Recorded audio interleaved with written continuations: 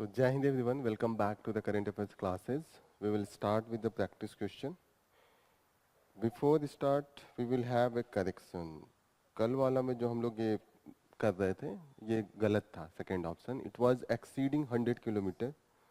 तो 100 तो बहुत ज़्यादा हो जाएगा क्योंकि this is the last line है, तो वहाँ पे मुश्किल से 5-6 किलोमीटर है. अगर ये लोग प्लेन भी होगा तो वो तो दिखेगा ना.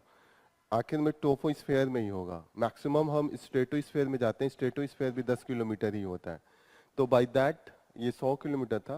आई was considering it as the 10 kilometre. तो ये बहुत ज़्यादा हो जाएगा. तो सेकेंड विल बी इनकरेक्ट. तो ओनली होगा, first will be the correct. Now we will start with the today's practice question. पहला क्वेश्चन है, which one of the following statement about Badagas community is correct. पहला है, they primarily inhabit the Western Ghat in Kerala.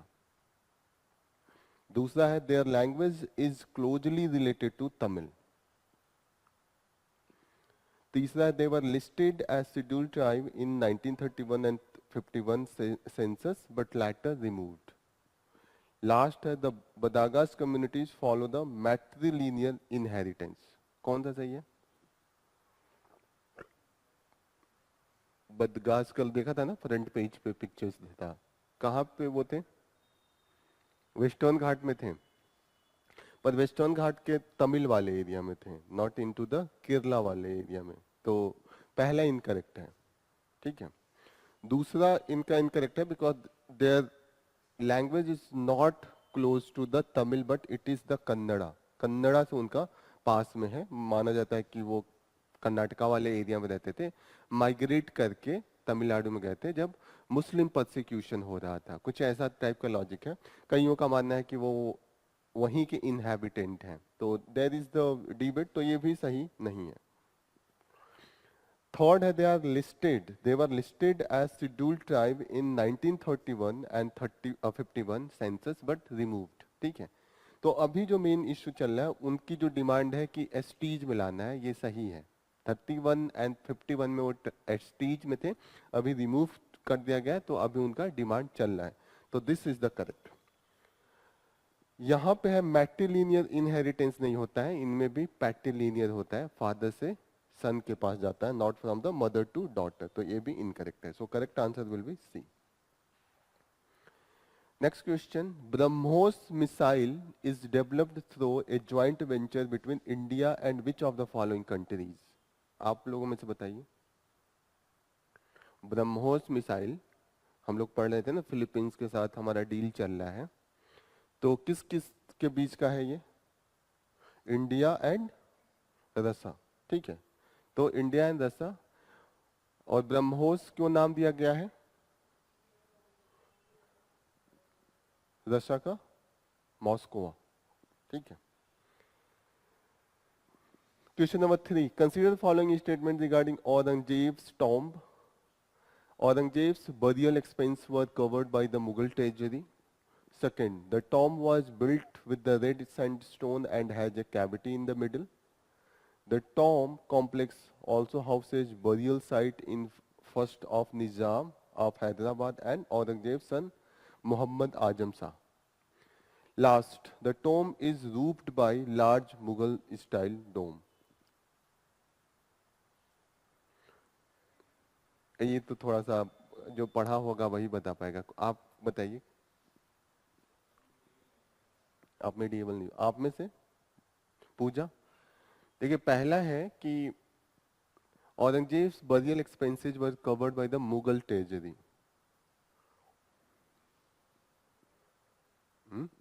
अभी 1-2 class पहले ही बताया था कि औरंगजेब खुद सिलता था और अपना जितना भी एक्सपेंस है वो खुद अपने खर्च से निकालता था. इसीलिए उसको, अगर ये हिंदू मुस्लिम वाला मैटर नहीं होता तो उसको बहुत महान में भी काउंट किया जा सकता है. एज ए बहुत इंटीग्रिटी का एग्जाम्पल होता है कि आप इतने बड़े राजा हो के आपके पिताजी ताजमहल बनवाए, आप आके खुद का एक्सपेंस खुद के पैसे से कर रहे हैं. तो वो सिलता था. ठीक है. तो ये गलत है. पहला अगर गलत है तो एलिमिनेशन हो सकता है. First incorrect. तो ये और ये एलिमिनेट हो गए. बचा बी एंड सी. दोनों में काम कॉमन है, तो 2 सही है. हमें आए या ना आए, दो सही है। तीसरा और चौथा में कंफ्यूजन है। यहाँ पे देखिएगा कि तीसरा बोल रहा है कि the tomb complex also houses the burial site of the first Nizam of Hyderabad and Aurangzeb son Mohammad Azam Shah. ठीक है, तो अगर ये औरंगाबाद है, बहुत करीब है तेलंगाना के, निजामत के पास है, तो ये सही हो सकता है। देखिएगा यहाँ चौथे में बोला है the tomb is roofed by the large Mughal style dome. बहुत सिंपलिसिटी से उन्होंने कराया था, कुछ भी ऐसा डोम नहीं था। ठीक है, तो this will be the incorrect. वैसे जहाँ पे भी, जहाँ जहांगीर आए तो खूबसूरती इतना ऑस्थेटिक नहीं रहेगा, ऑस्थेटिक वैल्यू जहाँ इसमें औरंगजेब में कम है, शाहजहां में ज्यादा है। ठीक है, तो इसके थ्रू भी हम एलिमिनेट कर सकते हैं। 4 नहीं होगा, the correct answer will be 3। तो it will be the 2 and 3, B will be the correct answer. Next question, consider following statement about the BrahMos missile. BrahMos is two-stage missile system with the solid fuel booster and a liquid fuel ramjet engine. Science and tech में ये सब पढ़ाया गया है आप लोगों को। Ramjet engine का क्या कॉन्सेप्ट है? पूजा नहीं, आपका नहीं पता है, पहला वाला।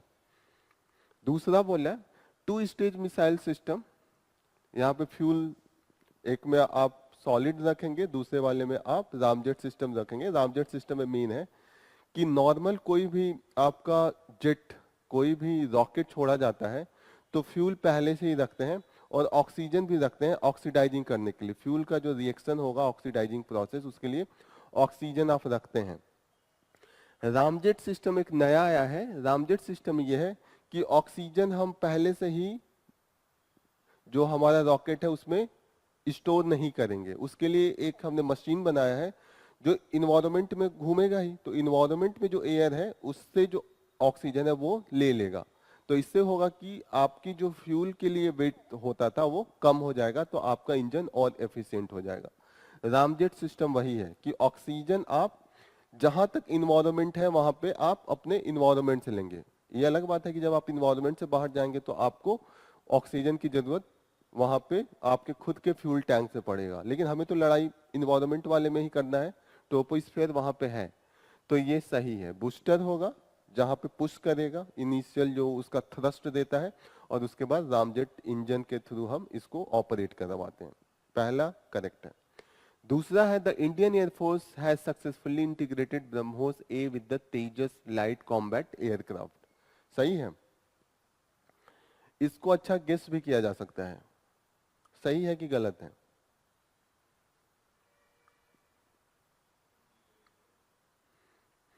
देखिए तेजस तो अभी फुल्ली इनकॉर्पोरेट भी हम लोग नहीं किए, इंजन में ही अभी लगे हुए हैं। तो अभी हम कहां से ब्रह्मोस उस पे लगा देंगे? जो सुखोई हमने रशिया से खरीदा है उस पे हमने इसको माउंट किया है। ठीक है, सुखोई पे माउंट है, नॉट ऑन द तेजस। तेजस तो अभी हम लोग इंजेक्ट करने की कोशिश कर रहे हैं, पहले तो इंजेक्ट हो जाए, ठीक है, बाद में हम उस पे माउंट करेंगे, तो ये गलत है। पहला सही दूसरा गलत, कोई ऐसा ऑप्शन है? पहला सही दूसरा गलत, दूसरा किसी में है? दूसरा जहां से रिमूव हो जाए इसमें है, तो ये गलत, ये गलत, यही है, रिमूव हो जाएगा। 3 और 4 करेक्ट है। एक अगर एलिमिनेट किया तो 3 तो सही। ऑप्शन देख के भी पता चला कर लेंगे कि एक अगर गलत तो दूसरा, ये सब सही है। फिलीपींस के साथ चल रहा है, ऑलरेडी कॉन्ट्रैक्ट है। BrahMos can be launch from the land, sea and the submarine, कहीं से भी करेंगे तो ये सही है। Next question, which one of the following countries is not a member of Forum for India-Pacific Island Cooperation? FIPIC, कल पढ़ रहे थे ना, वांटुआ, इसके रिगार्ड में क्या आंसर है? बी तो है, यही तो हम पढ़ रहे थे कि वो था, उसका लास्ट में लिखा था ना, it is the member of that.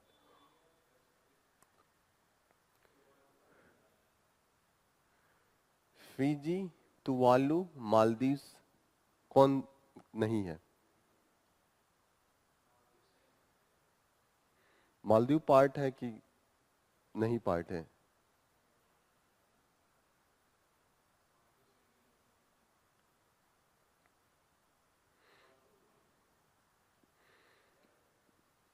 Logically आप जा सकते हैं, आप सही जा रहे थे। इंडियन ओशियन में है मालदीव, हमें पता है ना, पैसिफिक में है ही नहीं, तो ये होगा ही नहीं। तो ये पता ना हो तो भी आप मालदीव करेक्ट करेंगे। मालदीव जस्ट नीचे है हमारे, ठीक है। पैसिफिक तो आपका टूवर्ड्स ऑस्ट्रेलिया की तरफ हम जाएंगे, जब आप फिलीपींस वाला एरिया क्रॉस करेंगे तब आना स्टार्ट होगा। So C will be the correct answer. Question number 6. Which constitutional amendment act reduced the period of parliamentary approval of proclamation of emergency from 2 months to 1 month? कल हम लोग discuss किए थे, क्या डिस्कस किए थे आप लोगों में से? इंदिरा गांधी ने पूरा का पूरा कॉन्स्टिट्यूशन चेंज किया था। मिनी कॉन्स्टिट्यूशन क्या था? 42nd। तो ये होगा, उसके बाद 42nd के बाद ही होगा, तो वैसे सब 42nd के बाद ही है। जस्ट उसके बाद गवर्नमेंट गिर गई थी और नई गवर्नमेंट आई थी। 44th कॉन्स्टिट्यूशनल अमेंडमेंट के साथ उन्होंने सब कुछ रिस्टोर किया था। तो this will be, B will be the correct answer. 38 के थ्रू हम लोग मिनरेवा मिल्स केस में गए थे, ठीक है। वहां पे उन्होंने जुडिशियल रिव्यू ही हटा दिया था, तो ये सब प्रोसेस था। Next question, consider following statement regarding parliamentary approval of proclamation of emergency. Statement 1, every resolution approving continuation of emergency must be passed by the both house of parliament by special majority. Second कह रहे हैं कि special majority means majority of total member of house and a 2/3 majority of members present and voting. आप बताइए पूजा। यहाँ पे कह रहे हैं कि प्रोक्लेमेशन ऑफ इमरजेंसी, खासकर यहाँ पे हम लोग नेशनल इमरजेंसी की बात कर रहे हैं। Proclamation of national emergency, national छूट गया है, ठीक है। तो वहां पे हम लोग देखते थे क्या था, स्पेशल मेजॉरिटी ही था, कल आप लोग बता रहे थे, ठीक है। स्पेशल मेजॉरिटी का मतलब क्या होगा? पहले तो एब्सोल्यूट को क्रॉस करना चाहिए। एब्सोल्यूट क्या होता है? Majority of total member of the parliament, ठीक है, and 2/3 of the voting and present. जितने लोग इकट्ठा है उनका 2/3 होना चाहिए जो इस समय पार्लियामेंट में मौजूद हो। क्लियर हो रहा है? So the correct answer will be, क्या होगा? Statement, both statement are the correct. Explanation उसका कर रहा है। तो the correct answer will be A.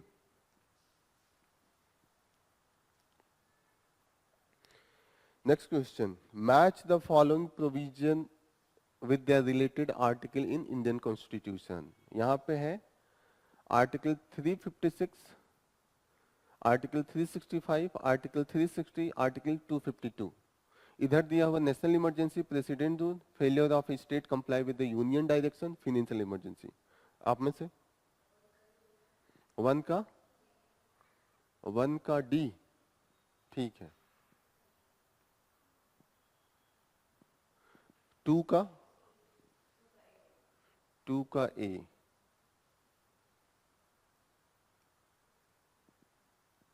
Okay. Three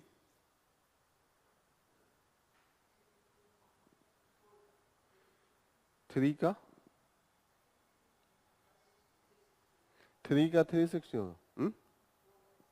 4 का सी, तो ये बचा, तो वो ऐसे भी हो गया बी, ठीक है।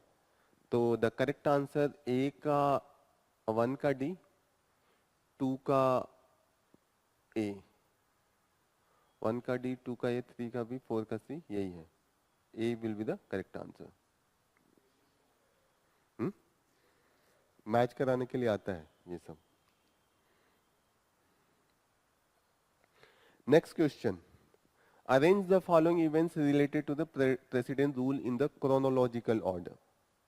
ये दोनों पैटर्न पीसीएस का है, स्टेटमेंट वाला यूपीएससी का है, तो हम लोग मिक्स करेंगे, दोनों में टॉप करना है।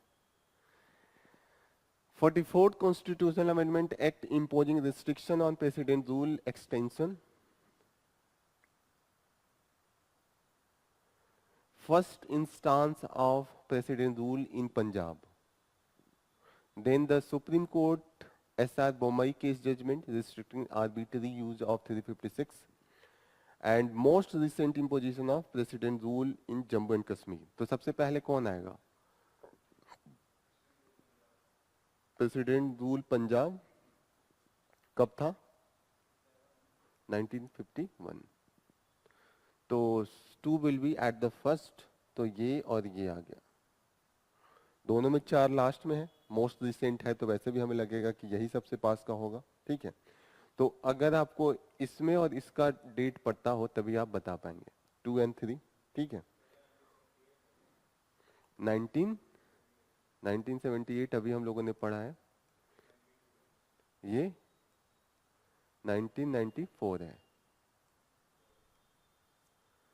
ठीक है, as per my case 1994. So the correct answer will be first it will be 2, then it will be A। ठीक है, 2 1, तो फिर 3, फिर 4, A will be the correct answer।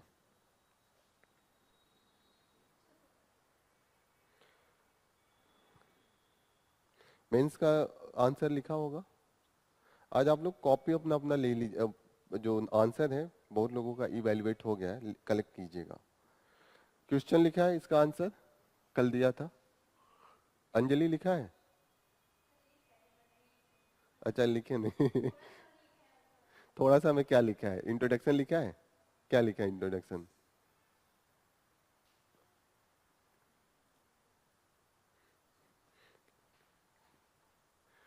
Question पूछ रहा है, कल भी हम लोगों ने डिस्कस किया था, discuss the role of patriarchal norm in restricting women's access to the public space.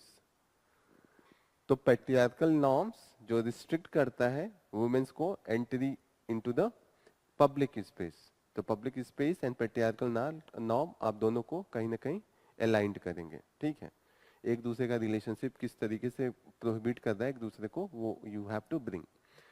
Practical experience से भी आप लोग लिख सकते हैं ये आंसर। ठीक है, then how can challenging everyday barriers lead to the meaningful progress in the gender equality। तो यहाँ पे अगर और अच्छा लिखना हो तो जेंडर इक्वालिटी में आप वीमेन एंड मेल का तो लाएंगे, आप ट्रांसजेंडर को भी ला सकते हैं, तो आपका आंसर और अच्छा हो सकता है, क्योंकि यहाँ पे जेंडर इक्वालिटी की बात कर रहा है। ऐसा नहीं है कि आप मेल फीमेल बाइनरी है। ठीक है, तो कोई भी जेंडर हो, ऑल यू कैन ब्रिंग, तो थोड़ा सा और आंसर आपका अच्छा हो जाएगा। अदरवाइज आप लोग लिख ही सकते हैं पब्लिक स्पेस का देख के पैट्रियार्कल जो नॉर्म सेट है कि किस तरीके से वुमेन्स को बिहेव करना चाहिए, किस तरीके से सुपीरियरिटी ऑफ मेल होना चाहिए, जो हमारा एक तरीके से कंप्लायंस हम लोग लगाते हैं वुमेन्स के ऊपर कि आपको कंफर्म करना है सोशल नॉर्म्स के थ्रू। ठीक है, तो these are the things you can discuss. Okay,